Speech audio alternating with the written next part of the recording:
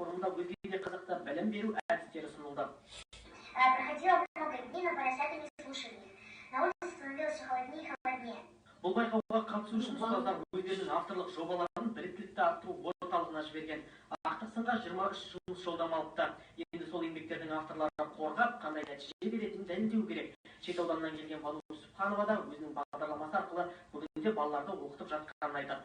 Менің енді осы форумға алып келген жобамның тақырыбы мектепшілік тіл дарын курсының бағдарламасы. Бұл бізде былтырғы жылдан бері жүзеге асып келе жатыр. Бұл жерде елбасының үш тұғырлы тіл саясатын қолдау мақсатында мектептегі үш тұғырлы тілді енгізу және үш тілділікті қамту мақсатында бұл курс дайындалып отыр.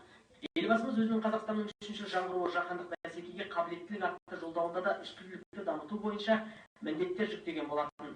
Бүгінде әлемдік ақпараттың 90% ағылшын тілі